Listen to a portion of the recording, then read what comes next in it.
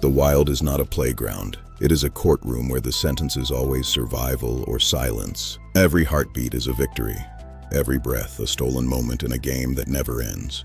In this theater of the intense, nature produces its most paradoxical players, the vulnerable young. We call them cute. Biology calls them a gamble, a high-stakes investment in the future of the species. This is the top 10 cutest baby animals in the wild. Their innocence is a weapon. Their survival is a miracle. Number 10. The giant panda, a creature of radical extremes, born into a world of nutritional scarcity. At birth, it is a mere 1/900th the weight of its mother, a blind hostage to fortune, weighing no more than a stick of butter. In the wild, the mother's energy is a finite currency. When twins are born, nature often demands a cold-blooded choice. The other is left to the shadows, a harsh reality of survival where only one can carry the legacy forward. It will not see the light for nearly 2 months. 8 weeks of total dependency in a world that waits for no one.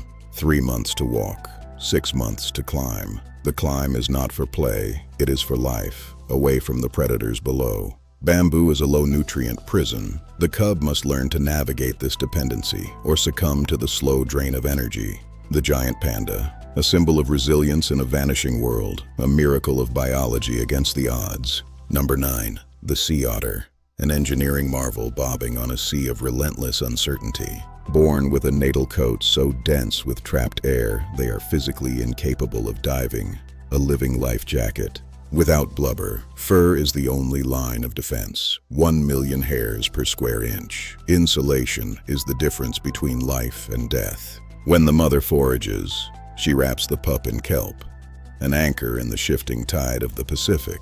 She must consume 25% of her body weight every day. The pup's survival is tied to the mother's relentless hunt. The pup's cry is a high-frequency beacon in the dark, a desperate call to the mother beneath the surface. The ocean holds shadows. Predators watch the surface, waiting for the one that drifts too far. The sea otter, a tiny warm-blooded miracle in a cold, unforgiving expanse. Number 8. The emperor penguin, survival at -40 degrees, a masterpiece of thermal endurance. While the mother hunts, the father stands guard for 70 days, a silent, frozen vigil against the abyss. They form creche, a collective shield of heat. To stay on the edge is to face the lethal cold alone. In the huddle, the individual vanishes so the species can survive, a biological union against the elements. If the mother is late, the father produces a biological miracle from his esophagus, a desperate sustenance. She returns with a belly full of fish. The reunion is a vocal dance in a world of white noise. Death has wings. Predators wait for the chick that wanders, the one that loses the protection of the group. The emperor penguin, born in the heart of the storm, destined for the deep.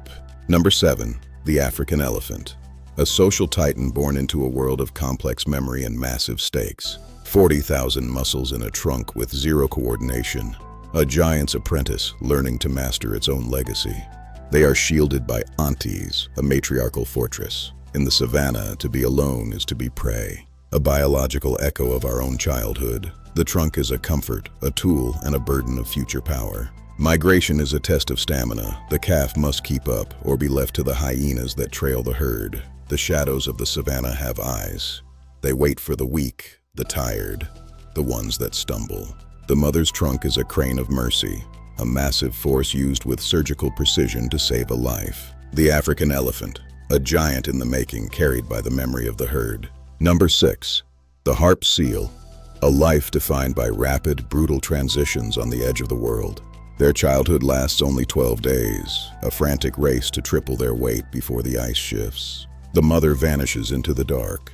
The pup is left alone, a white target on a vast expanse of ice. The lanugo falls away, a transformation from a ghost of the ice to a hunter of the deep Atlantic. The apex predator is a shadow on the horizon. The pup's only defense is the stillness of the ice. To exist is to wait. To wait is to survive. A 12-day sprint, followed by a 6-week vigil. The moment of truth. The ice is no longer home. The dark water is where the future lies. The harp seal, a survivor of the rapid extremes, claimed by the sea. Number 5. The fennec fox, the desert's smallest ghost, built for the lethal extremes. Those oversized ears are natural radiators, shedding the desert's heat, a high-tech biological radar. Furry soles act as snowshoes on sand that reaches 70 degrees, insulation against the fire below. They hear the heartbeat of insects moving beneath the dunes, a predator's precision in a 3-pound frame. From above, the owl watches. In the desert, silence is the only camouflage that matters. The burrow is a sanctuary, a social hub where the kits learn the secrets of the sand. Agility is life. To be slow in the Sahara is to be a memory. The kit is a blur of survival. The fennec fox, a masterpiece of miniaturization in a world of giants. Number 4. The snow leopard, the blue-eyed ghost of the high mountains. They stay hidden for 3 months. The den is insulated with the mother's own fur, a sacrifice for warmth. Born with eyes as blue as the glaciers, they will fade to green as the cub masters the art of the ghost. An 18-month apprenticeship. In these heights, gravity is the ultimate predator. One slip is the end. Play is a rehearsal for death. Every pounce is a lesson in physics, timing, and lethality.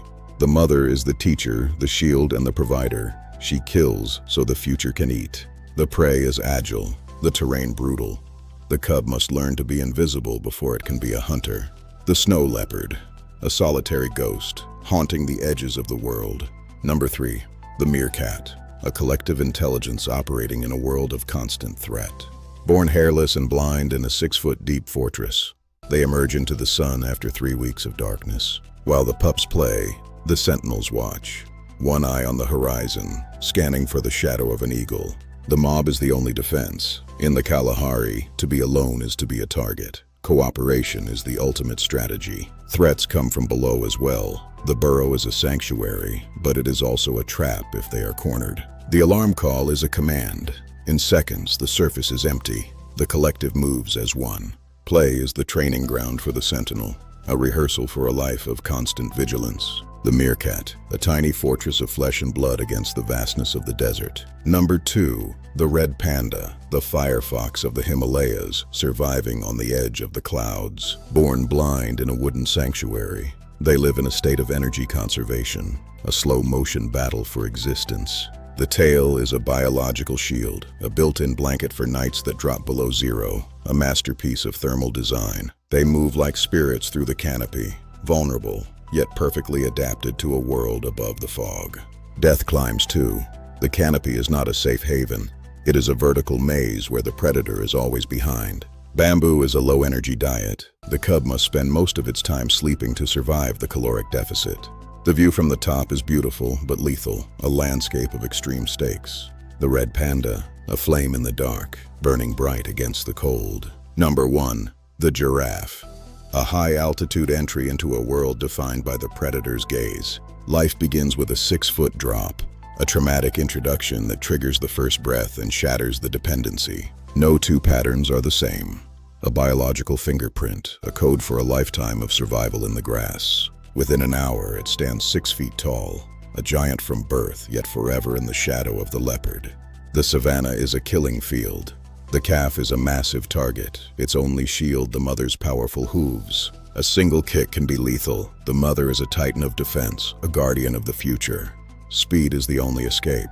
The calf must learn the rhythm of the savanna before the sun sets. The giraffe, a reach for the stars in a world that keeps its head low. In the wild, cuteness is not a vanity. It is a biological imperative, a strategy for survival against the void.